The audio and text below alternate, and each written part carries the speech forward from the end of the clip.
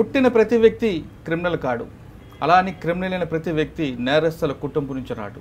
జైలుకు వెళ్ళిన తర్వాత అక్కడ తమ చేసిన తప్పు తెలుసుకొని బయటికి వచ్చిన వారిని పరిచయం చేసి ఈ కార్యక్రమంలో ఈ వారం మన గెస్ట్ రాజేందర్.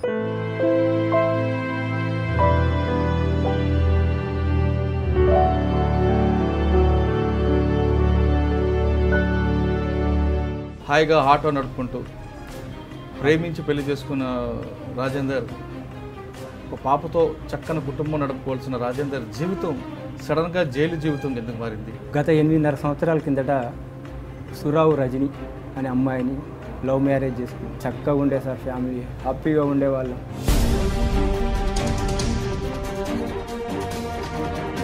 ప్రేమించావు, అమ్మాయిని తీసుకొచ్చి నీ కష్టంతో చదివించుకున్నావు, పాప పుట్టింది, ఒక మంచి జీవితం వెళ్తున్న రాజేందర్ ఫ్యామిలీ ఆ అమ్మాయి ఎందుకు సూసైడ్ చేసుకోవాల్సి వచ్చింది?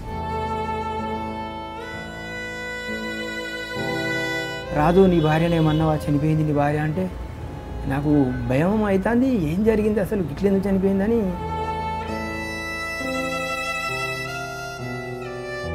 ప్రేమించి పెళ్లి చేసుకున్న భార్య చిన్న గొడవకి ఆమె ఆత్మహత్య చేసుకుందని చెప్తున్నాను. ఆమె చూడగానే ఏమనిపించింది? ఆ డెడ్ బాడీ చూడగానే నాకు ఏం అర్థమైతే లేదు, అసలు ఏం అర్థమైతే లేదు. పోలీసు వాళ్ళు నన్ను లోపలికి రమ్మన్నారు.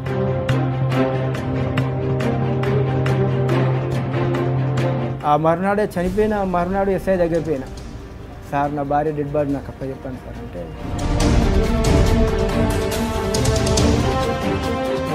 అసలు ఎంత హ్యాపీగా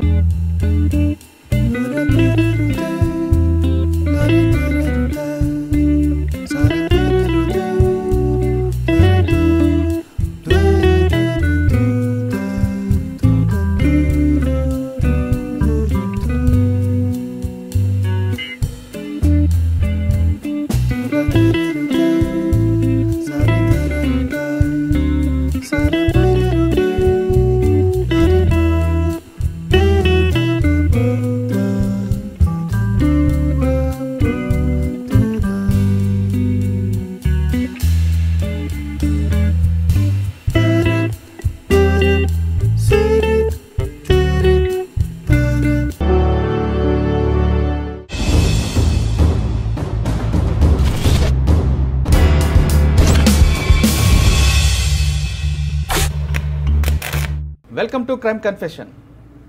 పుట్టిన ప్రతి వ్యక్తి క్రిమినల్ కాడు. అలా అని క్రిమినల్ అయిన ప్రతి వ్యక్తి నేరస్తుల కుటుంబం నుంచి రాడు. పరిస్థితుల ప్రభావం లేదా శనికావేశంలో చేసిన నేరాలతో జైలు పాలి జైలుకు వెళ్ళిన తర్వాత అక్కడ తమ చేసిన తప్పు తెలుసుకొని బయటికి వచ్చిన వారిని పరిచయం చేసి ఈ కార్యక్రమంలో ఈ వారం మన గెస్ట్ రాజేందర్. ఆటో నడుపుకుంటున్న రాజేందర్, కుటుంబంతో హాయిగా ఉండాల్సిన రాజేందర్ అనే వ్యక్తి ఎందుకు జైలుకు వెళ్ళారు? జైలుకు వెళ్ళిన తర్వాత అతను పడ్డ మానసిక శోభ ఏ స్థాయిలో ఉంది? బయటకు వచ్చిన తర్వాత అతనికి సమాజం ఏ విధంగా ఆహ్వానం పలికిందా లేదా? అతను జైల్లో ఉన్నప్పుడు అతని కుటుంబం పడ్డ కష్టాలు ఏంటి అనే విషయాల్ని రాజేందర్ అంటే తెలుసుకున్నాం. రాజేందర్ నమస్తే. నమస్కారం సార్. రాజేందర్, హాయిగా ఆటో నడుపుకుంటూ ప్రేమించి పెళ్లి చేసుకున్న రాజేందర్, ఒక పాపతో చక్కని కుటుంబం నడుపుకోవాల్సిన రాజేందర్ జీవితం సడన్గా జైలు జీవితం ఎందుకు మారింది? జైల్లోకి వెళ్ళిన తర్వాత నువ్వు పడ్డ కష్టాలు ఎలా ఉన్నాయి? బయట నీ కుటుంబం ఎంత కష్టాలు పడింది? బయటకు వచ్చిన తర్వాత ఇప్పుడు నీ జీవనం ఎలా కొనసాగుతుంది? ఈ ప్రశ్నలకు సమాధానం చెప్పే ముందు ఒక్కసారి నీ గురించి, నీ ప్రేమ వివాహం గురించి చెప్పు. సార్, నా పేరు రాజేందర్, గొలుసుల రాజేందర్. మాది కాకర్లపల్లె, రేగొండ మండలం, భూపాలపల్లి జిల్లా. గత 8.5 సంవత్సరాల కిందట సురావు రజని అనే అమ్మాయిని లవ్ మ్యారేజ్ చేసుకున్నాం. ఆ అమ్మాయి చదువుకుంటా అంది సార్. చదువుకుంటా అంటే నేను వరంగల్కి వచ్చేసిన. అమ్మాయి ఏం చదువుకుంటా అంటే ఇంటర్మీడియట్ అయిపోయింది అమ్మాయిది. చదువుకుంటా అంటే ఇక్కడ ఎంసెట్కు ప్రిపేర్ చేసింది. ఎంసెట్ రాసింది, 13,000 ర్యాంక్ వచ్చింది సార్. అగ్రికల్చర్ వచ్చేది, ఏదో పొరపాట్ల మిస్ అయిపోయింది. నెక్స్ట్ వచ్చేసి అమ్మాయిది ఫార్మసీ సీటు కన్ఫామ్ అయిపోయింది. ఇక్కడే వరంగల్లో చాలా పద్మావతి కాలేజీలో వచ్చేసింది. కానీ నేను కష్టపడ్డప్పుడు అమ్మాయి నేను ఏం డబ్బులు తీసుకురాలేదు, ఇద్దరమే వచ్చేసాం. కానీ అమ్మాయిని చదివేయాలని కాన్సెప్ట్ నాకుంది, ఆమెకు చదవాలనే కసి ఆమెకు ఉంది, కానీ డబ్బులు లేవు నా దగ్గర. అప్పుడు ఆ అమ్మాయి చదువుకుంటా అంటుంది. ఎలా ఇక నాకు ఒకటే, వేరే ఎక్కడ జీతం ఉన్నా 4,000 5,000 ఇస్తా అంటారు. మీ ఇద్దరు పరిచయం ఎలాగా? పరిచయం అంటే ఇంటి పక్క పంట అమ్మాయే చూసేవాడిని. రోజు అమ్మాయి అడిగింది నన్ను, రాజు నన్ను పెళ్లి చేసుకుంటావా అని. కానీ అమ్మాయి అప్పుడు మైనర్, పెళ్లి చేసుకోకూడదని చేసుకోలేదు. మేజర్ అయినాక అదే అమ్మాయిని పోలీస్ స్టేషన్లో పెళ్లి చేసుకున్నాం. తల్లిదండ్రులకి అందరూ దూరం అయిపోయారు. మేము వచ్చి ఇక్కడ బతకాలని వరంగల్లో బ్రతుకుతున్నాం. అమ్మాయి చదువుకుంటా అంటే కాలేజీకి రోజు వెళ్ళేది. నేనే ఇప్పుడు అంటర్ రోడ్లో బైపాస్లో అమ్మాయి చదువుకునేది. ఆ రూట్కు బస్సులు ఉండేవి సార్. అసలే బస్సులు లేకపోతే రోజు పోయి రావడం ఇబ్బంది అయ్యేది అమ్మాయికి. ఈ ఆటో నాకు ఉండేది, ఆ ఆటోనే నేను స్టార్ట్ చేసి రోజు వాడికి పోయి రావాలంటే నాకు కూడా ఇబ్బంది ఉండేది. అమ్మాయి చదువుకుంటా అంటే డబ్బులు నా దగ్గర లేకుండా ఉండే. నేను అప్పుడు ఏం చేయాలి అని అర్థం కాక ఈ అమ్మాయి వాళ్ళ ఫ్రెండ్స్ వాళ్ళందరూ కాలేజీకి వెళ్తారు, రజనీ నేను ఆటో నడుపుతా అని ఆ అమ్మాయికి చెప్పిన. ఎట్లా నాకు అప్పుడే యాక్సిడెంట్ అయింది, కాలుకు దెబ్బ తాకింది. దెబ్బ తాకగానే వద్దు రాజు నేను చదువుకోనంటే నువ్వు చదువుకోవాలని నేను అన్నా. ఈ అమ్మాయికి డబ్బులు స్టార్టింగ్లో 40,000 కట్టాలి సార్. నా దగ్గర డబ్బులు లేకపోతే ఒకరోజు కాలేజీకి వెళ్ళింది. నా ఏరియాలో మా అమ్మాయి, నా భార్య వచ్చే ఏరియాలో ఒక 6 అమ్మాయిలు ఉండేది. రాజు గిడ 6 అమ్మాయిలు ఉన్నారు, రోజు మమ్మల్ని కాలేజీ తీసుకురా, ఆ డబ్బులు ఏదో వాళ్ళే ఇస్తారని అన్నారు. అంటే వాళ్ళకు నెలకు 8,000, సంవత్సరానికి 8,000 బస్ ఫీజు. ఆ 8,000 నాకు ఇస్తే నేను అమ్మాయి ఫీజు కాలేజీలో కట్టేసుకున్నా.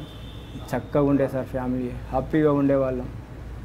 ఈ అమ్మాయిని పొద్దుగాల మార్నింగ్ 6 గంటలకు రెడీ చేసుకొని కాలేజీ తీసుకెళ్ళి వచ్చేవాడిని.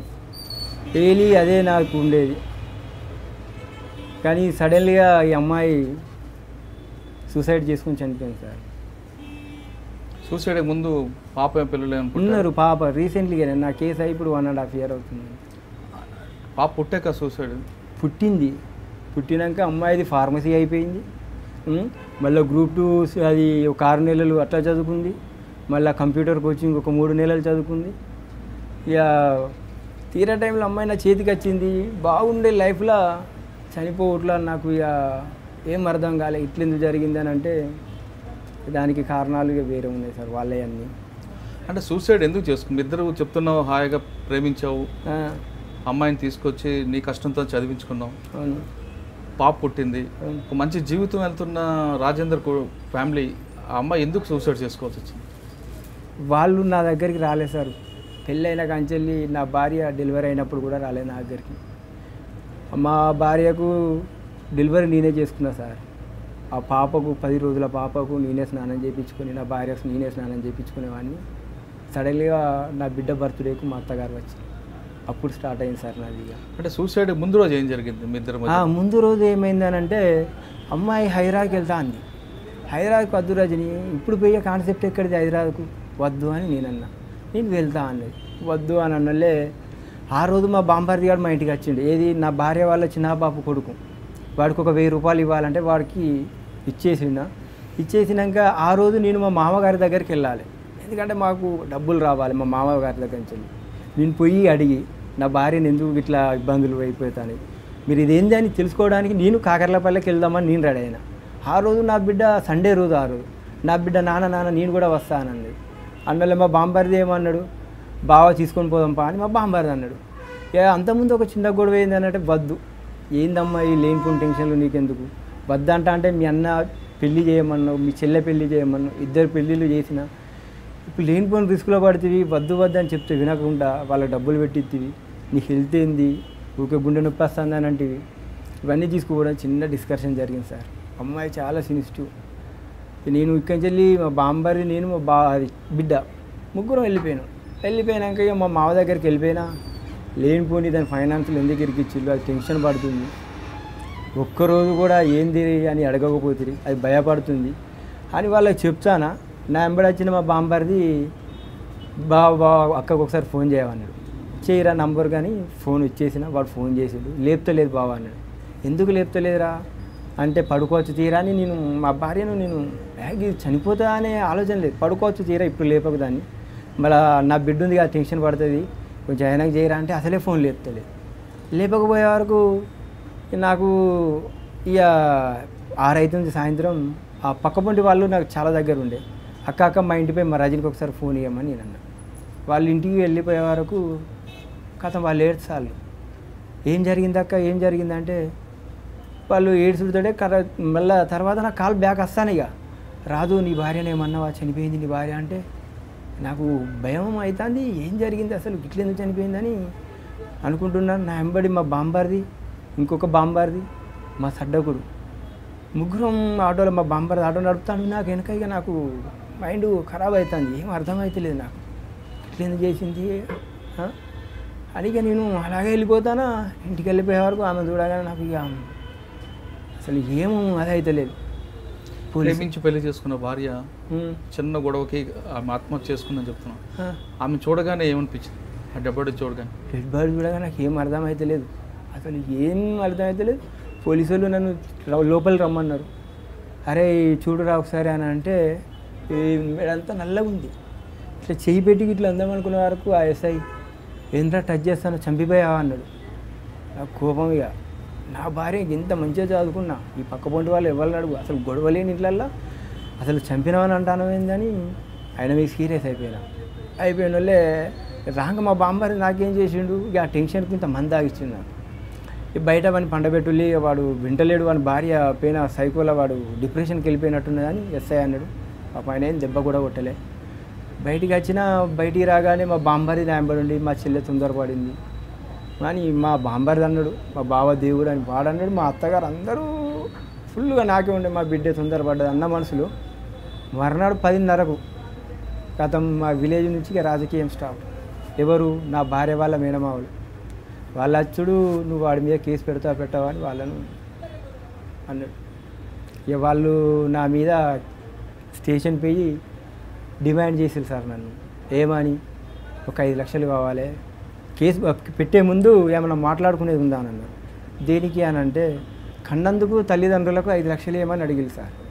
కన్నందుకు ఎందుకు ఇస్తాను నేను, నా బిడ్డ ఉంది, నాకు ఎంత భూమి ఉందో నా బిడ్డ పేరు మీద రాసుకుంటా కానీ తల్లిదండ్రులకు నేను ఎందుకు ఇస్తా, నేనన్నా. అయితే వీళ్ళు కేసు పెడతారట, పెట్టుకొని నేను తప్పు చేసి నా భార్యకు చావు కారణమైతే నేను శిక్ష అనుభవించాలి. ఆమె ఎలా చనిపోయిందో అసలు తలుసుకుంటే బాధ అనిపిస్తుంది. ఆమె చావు కారణం నేనైతే ఖచ్చితంగా నేను శిక్ష అనుభవించాలి. అసలు మీరు కేసే పెట్టుకోండి, ఆ తర్వాత నేను గెలుస్తా, లేకపోతే శిక్ష పడితే అనుభవించాలి తప్పదు అని ఫిక్స్ అయి ఉన్నా. ఆ మరునాడే చనిపోయిన మరునాడు ఎస్ఐ దగ్గర పోయినా, సార్ నా భార్య డెడ్ బాడీ నాకు చెప్పాను సార్ అంటే, వీడు అంత సైకో అయిపోయాడు, విలేజ్లో పోతే గొడవలు అయితే ఏమనుకున్నాడో. ఇక సడన్లీ బాబు ఇవాళ నైటు ఇంటికి అది వేరే బినామీ మీద తీసుకొని వెళ్ళిపోయాడు. బాబు పొద్దుగాల 4 గంటలకు రారా, నువ్వు వస్తే నువ్వు పోయి సంతకం పెడితే పోస్ట్ మార్టం రిపోర్ట్ రాదురా, నువ్వు ఉండగానే చేస్తారా అంటే, ఆ సరిలా నేను అనుకుంటా స్టేషన్కి వెళ్ళిపోయినా నడుచుకుంటూ. సార్ లేవో ముందుకు పోయి స్టేషన్లో కూర్చోగానే వచ్చినవారా బాబు అంటే వచ్చిన. 9 అవుతుంది, టిఫిన్ చేయమంటే నాకు టిఫిన్ ఏడ తింటాను. నా భార్య అసలు ఇంతవరకు చూడలే, ఒక నైట్ చూసిన మళ్ళీ చూడలే నేను, మళ్ళీ వెళ్ళిపోవాలి నా చూడాలి కనీసం అనే ఆకృతితో ఉన్న.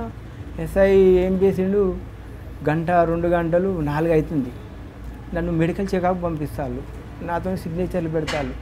అరే ఏమి నన్ను ఇట్లా ఎందుకు, పోస్ట్ మార్టం టైం అయిపోయింది, డాక్టర్లు వచ్చే టైం అయిపోయింది, వెళ్ళిపోతారు కదా అని నేను అనుకున్నా.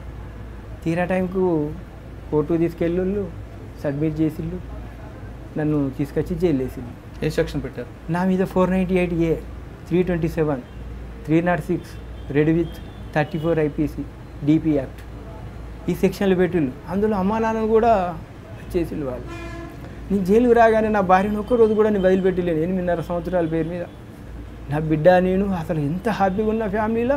ఆ జైల్లో నాకు మైండ్ ఏం పనిచేస్తలేదు.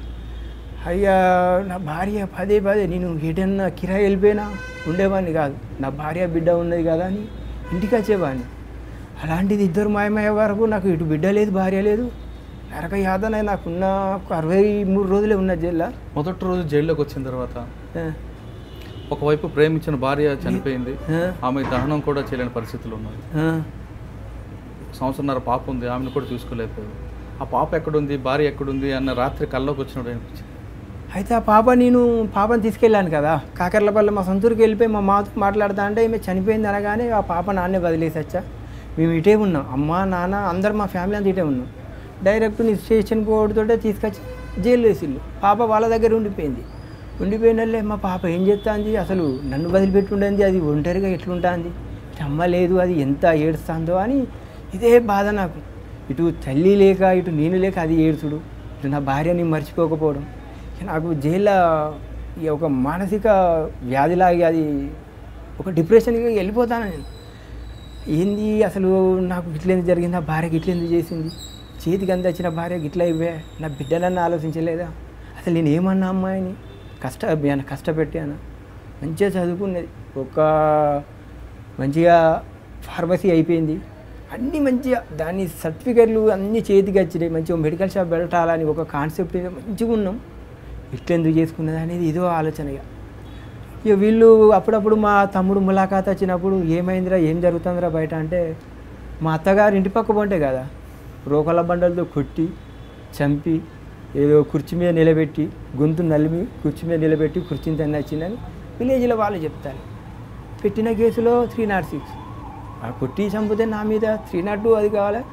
సరేలే అని ఇవన్నీ వింటాంటే నాకు ఇంకా ఇవేం చెప్పకూడరా, నేను బయటకు వచ్చినాక తర్వాత అని ఇదే ఉన్నా.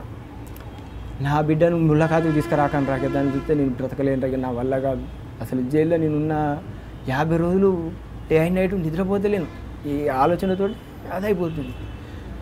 ఇక ఓ రోజు మా తమ్ముడు మా అమ్మ వచ్చిన రోజు నా బిడ్డను తీసుకొచ్చిండు. ఇక నా బిడ్డను తీసుకురాగానే నేను ఇక ఉండలేక వెళ్ళిపోయినా. దాన్ని చూస్తే అప్పుడే 50 రోజులకి ఇక నిద్రపోవాలి అన్నీ మైండ్లో సెట్ చేసుకున్నా. చూడగానే మళ్ళీ 13 రోజులు కూడా నిద్రపోలేదు.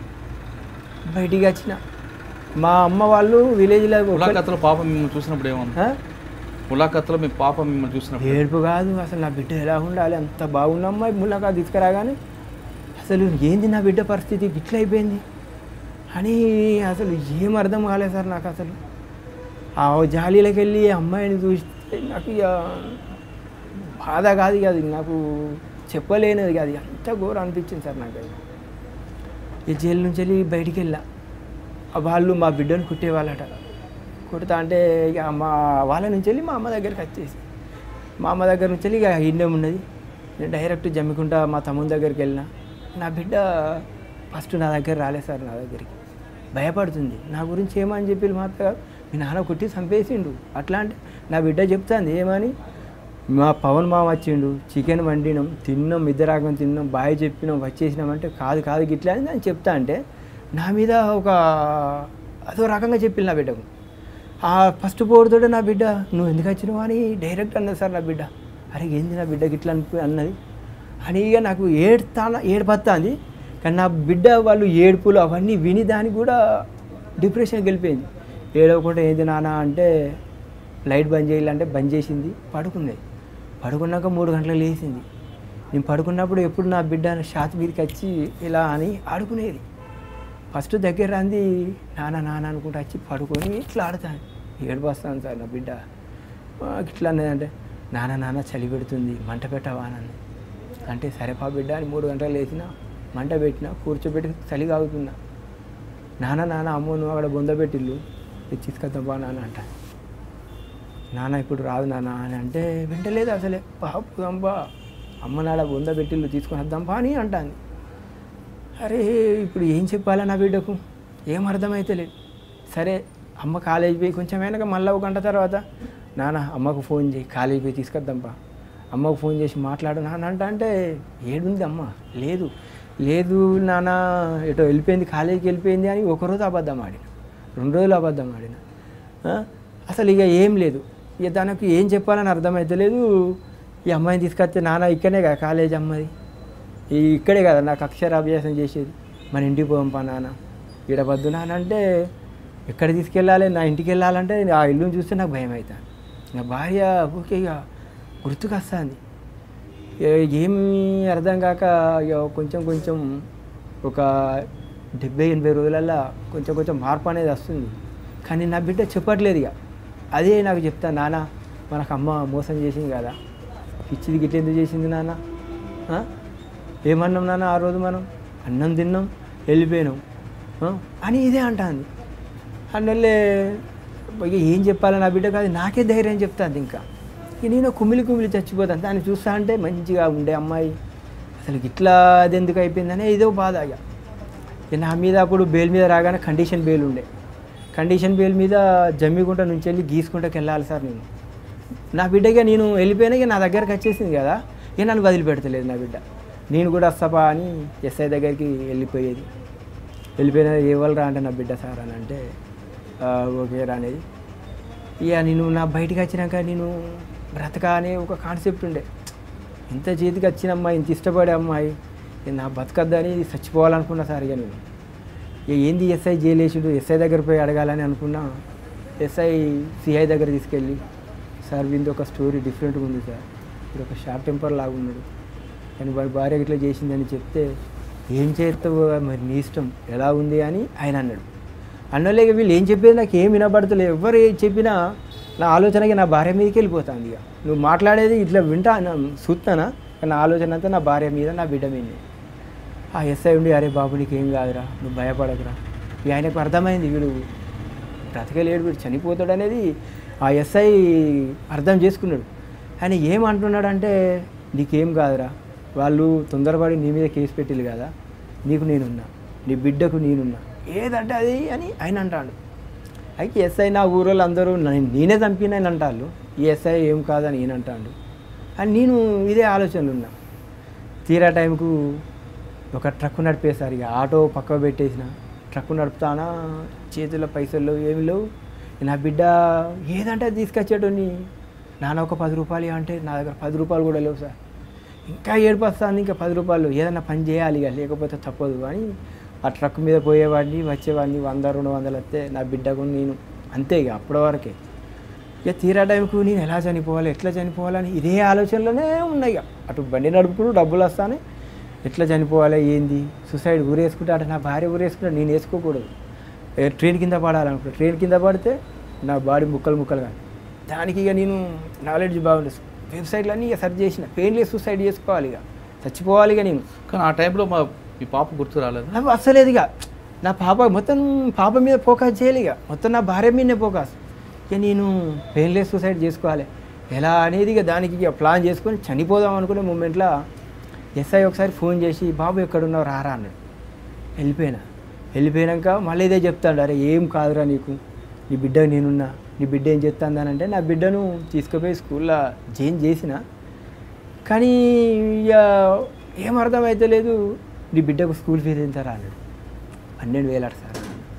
12,000 అని అంటే డబ్బులు లేరని దగ్గర నాకు రకమైన డబ్బులు జాయిన్ చేయనే చేసిన. ఇంటికాడ అమ్మాయి తిరుగుతుంది, ఆ ఎండకు అటు ఇటు తిరుగుతాడే నాకు బాధ అనిపించి స్కూల్లో వేసిన. డబ్బులు నేను పే చేస్తారా నీ బిడ్డకు అని అన్నాడు. అవి ఎస్ఐ ఏంది, నా బిడ్డకు బిల్లు డబ్బులు కడతా అని ఏంది అనేది నాకు ఇదే అర్థమవుతలేదు. ఈయన డబ్బులు కడతా అని ఒక భరోసా ఇవ్వగానే ఇక నాకు చావుకు దగ్గర దాకా పోయేది. కమ్ బ్యాక్ నా వైపు ఒక ఎస్ఐ నా వైపు మాట్లాడుతున్నాడు, నేను ఎందుకు చనిపోవాలి, చనిపోకూడదు, నా బిడ్డ ఆగమైతే నా భార్య చేసిన తప్పు నేను చేయకూడదు. నా మీద నా ఊరోళ్ళకు ఏమంటారు, వాడు ఊరేసి చంపి వచ్చిండు అని మా అత్తగారు అంటారు. నా మీద 306 బుక్ అయింది, 498. నేను సత్తే ఇది పరిష్కారం కాదు, నేను బ్రతికి చూపెట్టాలి ఇక అనేది ఒకటి. ఇక ఎస్ఐ ఫుల్ ఎంకరేజ్ నాకు, ఏంద్రా బాబు అనేది ఆయన పిలిపించుకున్న డబ్బులు ఇవ్వడం అవన్నీ. అప్పుడు నేను నా కేసు ఏంది అనేది మొత్తం స్టడీ చేసిన. 498 ఏంది, 306 ఏంది, ఇవన్నీ ఇక స్టడీ చేసుకున్నా. ఇక పడితే నేను తప్పు చేస్తే శిక్ష పడితే తప్పదు, ఇక నా బిడ్డ కోసం అయినా నేను బతకాలి అనేది అనుకొని ఈ జైల్లో ఆర్ శ్రీనివాస్ సార్ అని జైలర్ ఉండే, సూపరింటెండెంట్ సార్ ఉండే, పోయి బతికిలాడుకున్నా. సార్ వేరే డ్రైవింగ్కి పోతే తాగుడు అలవాటు అయిపోయింది, తాగితే నేను చనిపోతే ఇక నాకు అన్నం ఉండదు, ఇక నా బిడ్డ ఆగమవుతుంది. సార్ నాకు జాబ్ కావాలని ఆర్ శ్రీనివాస్ సార్ బతికిలాడిన. నీకు జాబ్ ఎక్కడ వెళ్ళిపోరా అని అన్నాడు. ఆయన వెంబడే పడేది. 5 రోజులు రమ్మంటే రేపు వచ్చి ఆ గేట్ కాడ కూర్చొని నమస్తే పెట్టేది. సార్ దండం పెడతాను సార్, నాకు జాబ్ మెయిన్ ఇంపార్టెంట్, నాకు అది లేకపోతే నేను ఇప్పుడు బతకలేను. నేను ఏ డ్రైవింగ్ చేసినా ఆలోచన వస్తుంది, ఇదే నా భార్య గుర్తుకొస్తా, నా బిడ్డ వస్తుంది. పొరపాటున మిస్ అయితే యాక్సిడెంట్ అయితే అట్లా అయిపోతుంది. ఇది పర్ఫెక్ట్ పంపు. ఇక అనుకొని బసిబులు ఆడుకుంటే బాబు మరి నీ మీద ఏమైనా దొంగతన కేసులు ఉన్నాయని అడిగింది. అలాంటివి ఏం లేవు సార్, కానీ నీ మీద ఎంక్వైరీ చేస్తారా బాబు అని అన్నాడు. చేసేది ఏమి ఎస్ఐ నాకున్నాడు ఎంబడి, ఆయన ఎలా అంటాడో ఆయనే చెప్తాడు కదా అని ఇక్కడ సరే నేను అడుగుతా అని ఎస్ఐ దగ్గరికి వెళ్ళాం. మళ్ళీ ఎస్ఐ విఠల్ దగ్గరికి వెళ్ళి సార్ ఇట్లా నా గురించి ఎంక్వైరీ వస్తారట, సెంట్రల్ జైల్లో నెలకు 12,000 ఇస్తారు సార్ అంటే, అరే నువ్వు ఇమ్మీడియట్లీ వెళ్ళిపోయి సూపరింటెండెంట్ తోటి ఇది నా పర్సనల్ నంబర్, నువ్వు ఫోన్ చేపిరా, నీకు ఏ షూరిటీ అయినా నేను పడతానన్నాడు. అరే ఇక ఈయన ఇట్లా చెప్పాడు కదా అనుకున్నా, డైరెక్ట్ ఆర్ శ్రీనివాస్ సార్ కలిసితోటే బాబు రేపు రా అన్నాడు. రేపు వచ్చినా జైన్ అయినా సార్ ఇదే పంపుల నేను నా భార్య నేను డీజిల్ పోసుకొని వెళ్ళిపోయేవాళ్ళం భద్రకాళి గుడికి వెళ్ళి. అంత హ్యాపీగా ఉండి ఈడు ఉంటా అంటే ఈ ఊడవడం ఇవన్నీ కాదు నా కాన్సెప్ట్. అసలు ఏంది అమ్మాయి మంచి చదువుకున్న అమ్మాయి నా లెవెల్ ఏ రేంజ్కి వెళ్తా అనుకున్నాను, ఇదేంది అనుకున్నా కానీ ఇక తప్పదు, నా బిడ్డ కోసం ఏదైనా చేయక తప్పదు. 1 రోజు 2 రోజులు వాళ్ళు చెప్పిన పని చేసిన ఈ పంపులన్నీ నేర్చుకుంటూనే ఉన్నా. నేర్చుకుంటున్నా సార్ నాకు ఇక పంపులన్నీ ఆపరేటివ్కి వస్తాయి, జాబు అది నేను పంపులు కొడతా అంటే, అరే చాలామంది డబ్బులు కొడుకున్నారు 2 రోజులు ఆగు అంటే ఆగిన. ఫస్ట్ ఆ పంపు నేను కొట్టిన పంపు 3వ నంబరు ఫస్ట్ ఎక్కుడుతాడిగా నా భార్యను అదే ఆలోచనలో వండుకుంటూ డబ్బులు ఇస్తున్నా. పర్ఫెక్ట్ ఎంత కొట్టినా నా భార్య గుర్తుకొస్తాను, ఎంత డైవర్ట్ చేసినా నా భార్య నా బిడ్డ ఆమె గుర్తుకొస్తాను. తీరా లెక్కకు పోయే వరకు 500 షాట్ వచ్చింది సార్. 500 షాట్ రాగానే ఏం జరిగింది ఎలా జరిగిందని అవన్నీ మళ్ళీ సైపింగ్ మిషన్లు ఉంటాయిగా అవన్నీ నేను చెక్ చేసుకున్నా. కానీ ఒక సైపింగ్ చీటీలో 500 క్యాన్సల్డ్ అని వచ్చింది, కానీ అది క్యాన్సల్డ్ అని నేను చూసుకోలేదు. సేల్ అని ఉంటే మా అకౌంట్లో పడుతుంది, క్యాన్సల్డ్ అని వచ్చింది. అమ్మో ఆయన 520 రూపాయలు పోయా కాదరయ్యా అలా చేసిన అంతా వెళ్ళిపోయినాయి అనుకున్నా. అయినా పోతే నా మంచిగా అనుకున్నా, అయినా నేను ముందుకు వెళ్ళాలి ఏం కాదని ఒక ధైర్యంతో వెళ్ళిపోయినా. భద్రకాళి గుడికి వెళ్ళిపోయినా ఏదో హుండీలు వేసింది అనుకున్నా. ఆ టైమింగ్స్ అన్నీ సీసీ కెమెరాలో చూసుకొని ఏ వెహికల్ అనేది పర్ఫెక్ట్ ఆ వెహికల్ చూసుకొని వాళ్ళ ఆ నంబరు ఎవరి అడ్రస్ ఉందో ఇంటికి వెళ్ళి ఆ 520 తీసుకొచ్చి ఇలా కట్టగానే నాకు హ్యాపీ అనిపించింది. మర్నాడు 3వ నంబర్ పంపు కొట్టగానే మళ్ళీ 200 పోయినాయి సార్. ఇదే ఆలోచన ఇక అలా అయిపోయాక మళ్ళీ ఇంకో పంపు కొట్టగానే 80 రూపాయలు పోయినాయి. ఇక అప్పుడు నాకు ఇక నా భార్యను గుర్తు చేసుకోవద్దు, ఇక నా బిడ్డను గుర్తు చేసుకోవద్దు, పర్ఫెక్ట్గా డ్యూటీ చేయాలి. చేసినాకనే బయటికి వెళ్తే గుర్తుకొస్తే అప్పుడు అని ఇక ఫుల్ పంపు మీద ఇక నా ఆలోచన అనేది ఇక నా భార్య మీదకి వెళ్ళి ఇక డైవర్ట్ చేసుకుంటూ ఇక నా బిడ్డ కోసం కష్టపడాలి. నా బిడ్డ పేరు మీద 1 రూపాయి కూడా ఫిక్స్ చేయలే, అసలు ఏం చేయలే. నా భార్య చేతికి అందిస్తే మేము అనుకున్నాం, నేను కష్టపడ్డదంతా ఇంటికి వెళ్ళిపోవు, నా భార్య కష్టపడ్డదంతా నా బిడ్డకే కదా అని అనుకున్న కాన్సెప్ట్లో ఇట్లా అయిపోయా అని నేను ఇక రోజు డ్యూటీకి వచ్చేసా. వచ్చి ఇక పర్ఫెక్ట్గా అయిపోయినా. అసలు నన్ను చూస్తే నేనున్న ఏరియాలో గడ్డ పెరిగి ఆ ఏరియాలో నన్ను పిచ్చోడు అనుకున్నారు సార్. వీడు పిచ్చోడు, వీడి భార్య చనిపోయింది, వీడు పిచ్చి లేచిందని అందరూ ఫిక్స్ అయిపోయారు. ఇక వీడు బ్రతకడు చచ్చిపోతాడు అని అనుకున్నారు. ఆర్ శ్రీనివాస్ సారు డ్రెస్ ఇచ్చిండు, షూ ఇచ్చిండు, పోయి సేవింగ్ చేసుకొని యూనిఫామ్ వేసుకొని అత్త అంటే అందరూ షాక్ అవుతారు. అరే వీడు ఇన్ని రోజులు పిచ్చోలాగా తిరిగిండు వీళ్ళు ఏందనగానే పంపు కాడికి వచ్చి పర్ఫెక్ట్గా పని చేసుకోవడం, ఇంటికి వెళ్ళడం గుర్తుకు వస్తుంది. ఇప్పుడు ఏడుపు కాదు కదా, నిద్ర పట్టదు సార్. అసలు ఆమె మంచిది, ఎంత మంచి అంటే మా అమ్మ ఎలా చూసుకున్నా అంత బాగా చూసుకున్నది సార్ నన్ను. కానీ నేను కూడా అంత డబ్బులు చూసుకున్నాను. రాజు, ఫైనల్గా నా క్వశ్చన్ చాలా క్లియర్గా చెప్పండి. మీలాగా ప్రేమించి పెళ్లి చేసుకొని భార్య సర్వస్వం అనుకున్న కొంతమంది చిన్న చిన్న ఘర్షణల వల్ల ఆమె చేసుకుని సూసైడ్ చేసుకుంటే, మీకు భార్య కావాలనుకుంటూ మీరు కూడా సూసైడ్ ప్రయత్నం చేయడం, తర్వాత ఒక ఎస్ఐ ద్వారా మీరు మారడం, మీరు చేసిన పాపానికి ఏ పాపం చేయని పసిపాప చాలా ఇబ్బంది పడింది. ఇబ్బంది కాదు అది, అమ్మ నాన్న కూడా. అటువంటి పరిస్థితి వేరే వాళ్ళు రాకుండా ఉండాలంటే మీరు ఇచ్చే మెసేజ్ ఏంటి, సలహా ఏంటి మీలాంటి వాళ్ళకి? ఒకటి, లవ్ మ్యారేజ్ చేసుకున్న వాళ్ళకి తల్లిదండ్రులకు ఒకటి, పిల్లలను అర్థం చేసుకోవాలి. మేము చేసి బయటికి వచ్చి ఎంత కష్టపడ్డాము అనేది మా అత్తమావు తెలుసు. రాజు కష్టపడ్డాడు అనేది తెలుసు, ఆయన తప్పు లేదని తెలుసు. తెలిసి ఈ రోజులల్లా ఇరికిచ్చులు కానీ తల్లిదండ్రులు సపోర్ట్, వాళ్ళు కొంచెం సపోర్ట్ చేసి ఉంటే ఈ రోజుల్లో నా భార్య చనిపోకపోవు సార్. కానీ వాళ్ళు నాకు సహాయం చేయకుండా మంచిది, రూపాయి ఇవ్వకుండా మంచిది. కానీ నా భార్యను ఫైనాన్స్లో గుంజడం వల్లనే చనిపోయింది. అలా చేయకపోతే నా భార్య బాగుండేది సార్. రాజు రజని ప్రేమ వివాహంలో వాళ్ళిద్దరూ ప్రేమించి పెళ్లి చేసుకున్నారు. చక్కన కాపురం, ఒక పాపతో ఉన్న కుటుంబంలో చిన్న వ్యవహారం చిచ్చురేపింది. అయితే ఆ సమయంలో రజనీ తీసుకున్న క్షణికావేశ నిర్ణయం ఈరోజు రాజు కుటుంబం జైలు పాలైంది. రాజే జైలు పాలేయడు అనుకుంటే పొరపాటు. తల్లి లేని లోటు, బతుకున్న తండ్రి జైలు కావడంతో ఆ పాప బంధువుల దగ్గర పెరిగింది. అటువంటి పరిస్థితి ఎవరికి రాకుండా ఉండాలంటే ఖచ్చితంగా క్షణికావేశంలో ఇలాంటి నిర్ణయాలు తీసుకోవద్దనేది చాలా చక్కటి చెప్పాల్సి వస్తుంది. ఎందుకంటే మనం ఏ పాపం చేయకుండా ఆ పిల్లల్ని రోడ్డు మీద పెట్టడం అనేది చాలా పెద్ద మహాపాపం. బతుకున్న తండ్రి జైల్లో ఉండి కన్న తల్లి శ్మశానానికి వెళ్తే ఆ పాప ఎవరికి చెప్పుకుంటుంది అనే విషయం కానీ, చనిపోయి ఆత్మహత్య చేసుకున్న కుటుంబ సభ్యులు ఒకసారి తమ పిల్లల గురించి ఆలోచించుకుంటే ఖచ్చితంగా రాజు లాంటి పరిస్థితి రాదనే విషయం చాలా స్పష్టంగా చెప్పవచ్చు.